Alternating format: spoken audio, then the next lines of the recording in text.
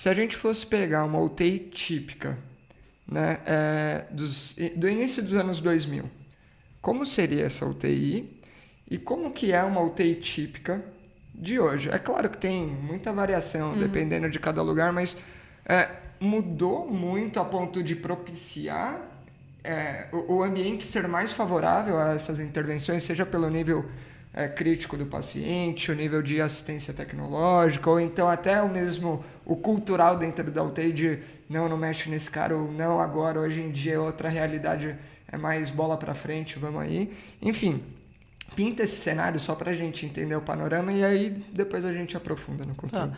Se a gente pegar, vamos pegar assim, uma UTI típica e que acompanha aí as melhorias das evidências científicas, Claro, né? claro. O que a gente via, por exemplo, a minha avó, ela foi internada, acho que mais ou menos uns 10 anos atrás, na UTI, né? O que a gente via? Os pacientes muito sedados, e aí você não tinha oportunidade de fazer quase nada, né? A gente não tinha tanto conhecimento a respeito de algumas medicações, né? De respostas hemodinâmicas, algumas coisas desse tipo. E a gente tinha a fisioterapia, assim, com um olhar muito mais voltado para ventilação, né? Então, todos os processos demoravam mais, né? Então, se o paciente não ficava acordado, ele dependia muito mais do ventilador por mais tempo. Quando a gente pensa em hoje, o que a gente tem de melhor, né? De nível máximo aí de evidência dentro de uma UTI? Os pacientes acordados, mesmo que entubado, né? Então, todo mundo acordado. Então, a gente pensava em exercício nos anos 2000, a gente pensava em mobilização passiva. Você ia lá e mexia na perna do paciente enquanto ele estava dormindo, Que é o que dava para fazer em grande parte dos pacientes. Exatamente, Ali, né? E que, no fim, assim, hoje a gente sabe que não tinha benefício nenhum, né? E aí, hoje já não. O que a gente quer? A gente quer um paciente acordado, sem dor, mas acordado, que ele possa participar de um programa de exercício, né?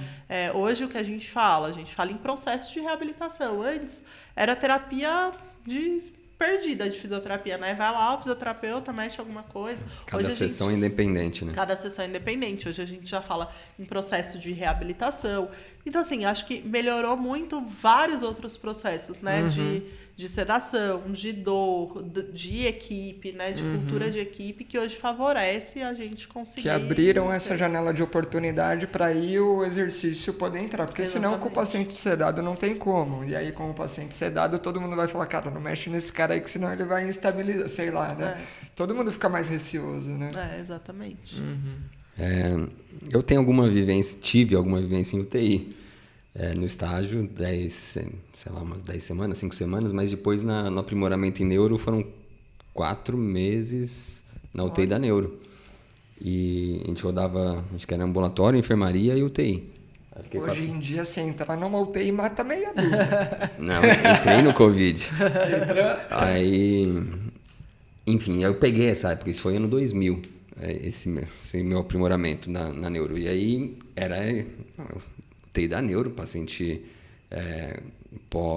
tinha muito comatoso, tinha os pacientes pós-AVS extensos e tal, mas era isso, muita sedação, pacientes todos acamados. A mobilização passiva, assim, o paciente está lá sedado, acho que pelo menos faz essa mobilização passiva pensando em posicionamento, pensando não dar escara, pensando em manter mobilidade articular. Pensando nos pontos de pressão e manutenção do que dá, né?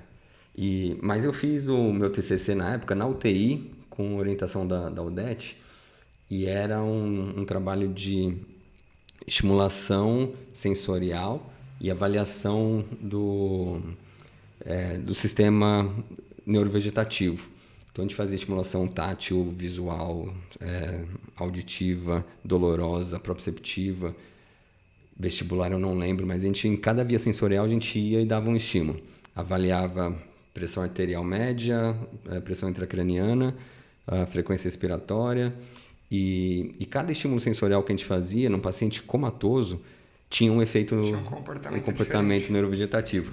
E a gente, até, assim, o meu estudo de TCC foi pequeno, acho que eu peguei 5, 6 pacientes, mas eu achava que ia dar um baita resultado na dor. Tinha um dolorímetro, fazia um estímulo no externo, e E o que deu mais repercussão neurovegetativa foi o estímulo proprioceptivo, que era um alongamento de tríceps que a gente fazia. Então, eu acho que tem o seu valor o estimular o paciente, mesmo o paciente que está acamado, que tem pouca capacidade de contribuir para o exercício, de fazer ativamente, tem o seu valor algum estímulo sensorial, algum estímulo passivo, porque também o paciente, quando vai para esse nível de internação, ele fica privado de movimento, mas ele fica privado de entrada sensorial. Né?